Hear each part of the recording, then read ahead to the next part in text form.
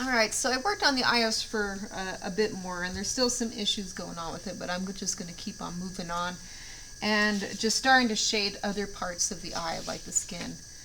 So on the tables in the classroom, I asked you guys to grab one of these. This is just a value strip of light and dark, and this is a really handy tool to help you understand how dark something needs to get or how something light needs to get when you're looking at those value relationships.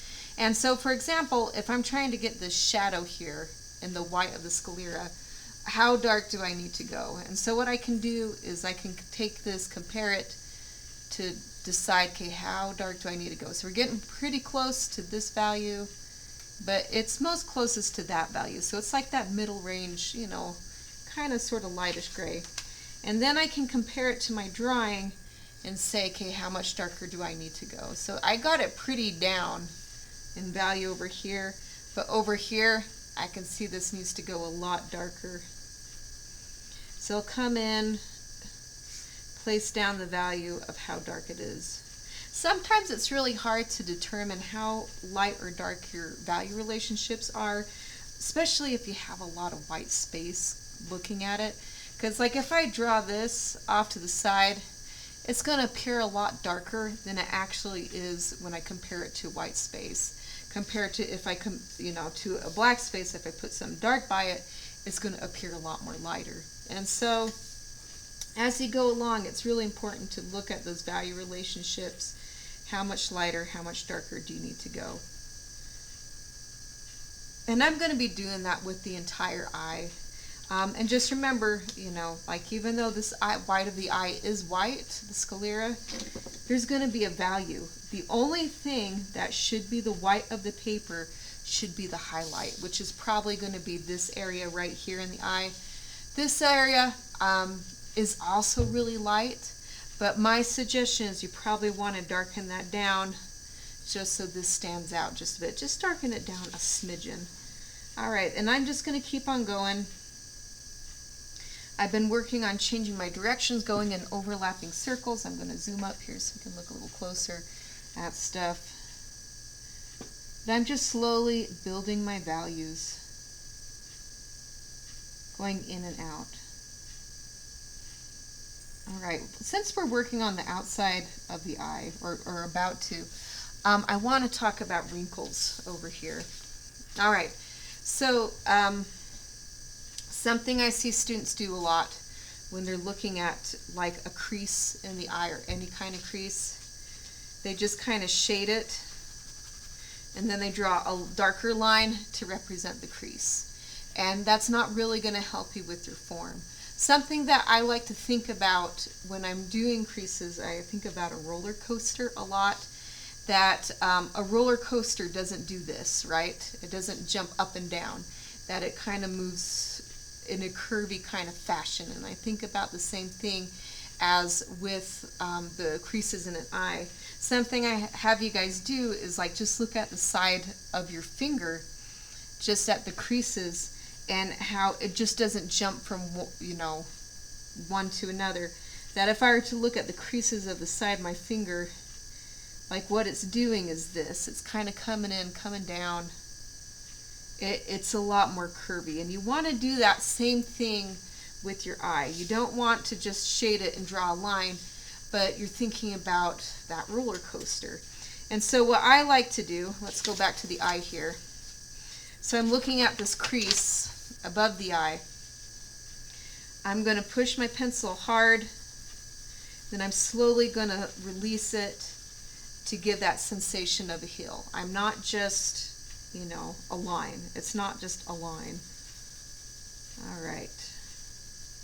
Letting it release, etc. So I'm building form in this.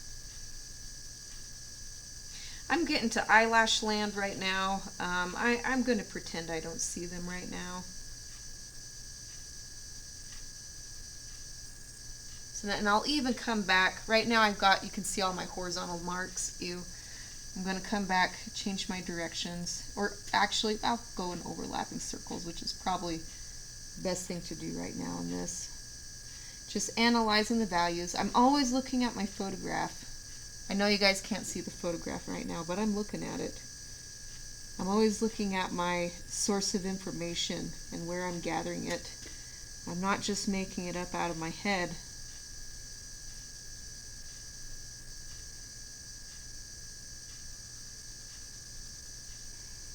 Okay, I got distracted. Overlapping circles.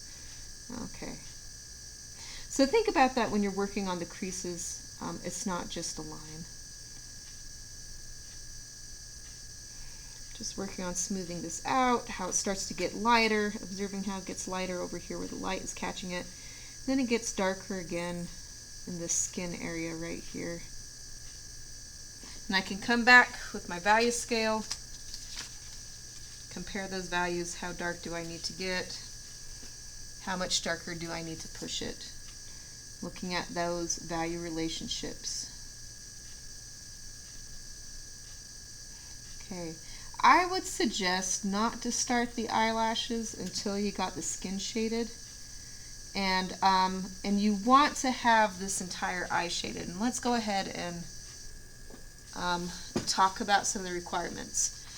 So I have the requirements on Canvas, but some things you guys want to think about is, first of all, first thing I'm looking for is accurate proportions, which is what we accomplished at the very first video.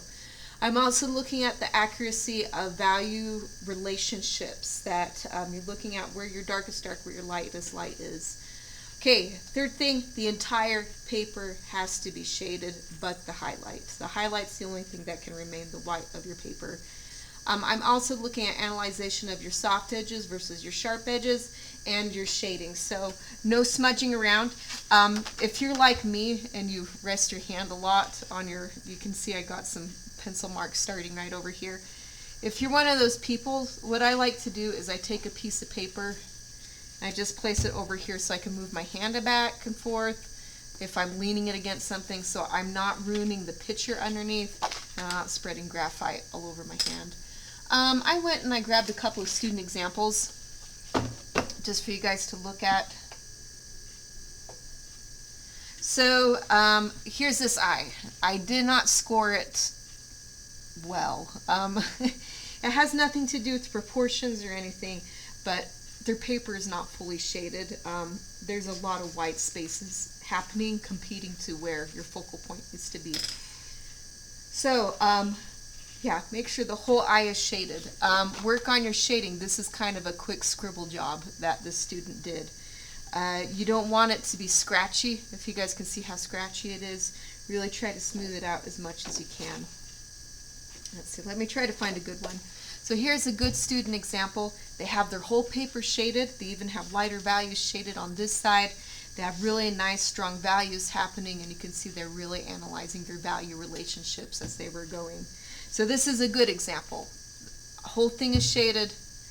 I have good value relationships. The only thing that's the lightest is just the highlight, which is right there. Everything else, like even this area, is toned down to a darker gray scale, just so that stands out. So just keep that in mind as you guys are going along. Let's see, I thought I had other ones. Oh, here's a good one. Like, we got some nice textures, and I even like how like beautiful dark values that are happening here. They're getting some good form in this one. All right, so anyways, I'm just going to keep on shading this and going until we get to the eyelash part, where a lot of people struggle. But I'm just going to keep on using this value strip to help with my values, working on my shading, changing in directions, etc.